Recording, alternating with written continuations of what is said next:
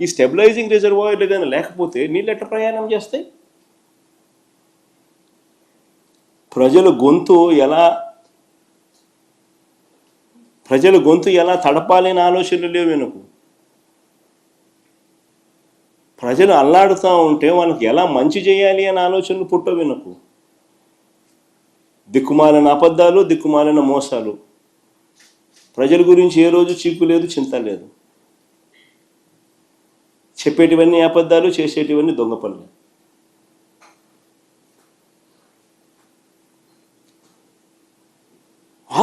అసలు అందరూ కూడా గుర్తుపెట్టుకోవాల్సిన వాస్తవమైన విషయం ఏమిటో తెలుసా?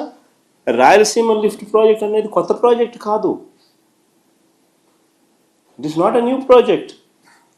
రాయలసీమ, నెల్లూరు, చెన్నైకి తాగునీటి అవసరాలు తీర్చడానికి కరువు పీడిత రాయలసీమ, నెల్లూరుకు అది వరకే చేసిన కేటాయింపుల మేరకు ముందే కట్టి ఉన్న రిజర్వాయర్లకు నీటిని సప్లిమెంట్ చేసే లిఫ్ట్ ఇది.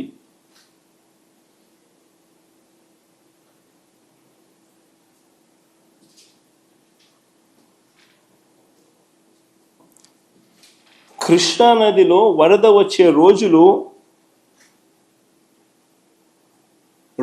రోజుకు తగ్గిపోతూ ఉన్నాయి. ప్రతి సంవత్సరం తగ్గుతూ ఉన్న పరిస్థితులు. 20-30 రోజుల కన్నా ఎక్కువ రాని పరిస్థితి, ఇప్పటికే పడిపోయిన పరిస్థితి.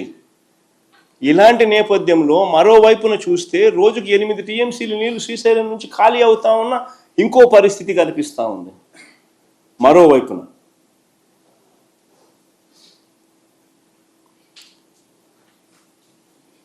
లిఫ్ట్లు ఒకవైపున అయితే రెండో వైపున ఎడాపెడా ఆపరేట్ చేస్తూ ఉన్న పవర్ హౌస్ ఆపరేషన్స్.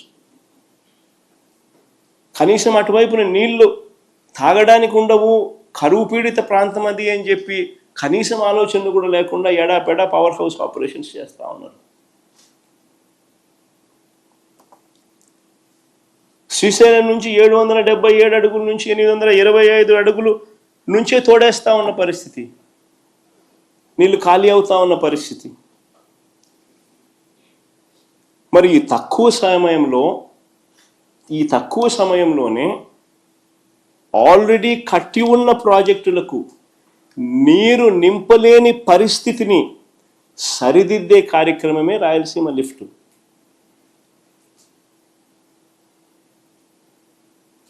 ఎన్ని అధిగమించి ఇప్పుడే పరిస్థితి 20 రోజులు 30 రోజులు రావడంలో నీళ్లు. మరోవైపున ఈ పరిస్థితి, రోజుకి 8 టీఎంసీలు నీళ్లు శ్రీశైలం నుంచి ఖాళీ అవుతా ఉన్న పరిస్థితి, అయ్యబోయే పరిస్థితులు. మరి 20-30 రోజుల లోపల ఏ రకంగా నీళ్లు రాయలసీమ ప్రాజెక్టులకు అందుతాయి?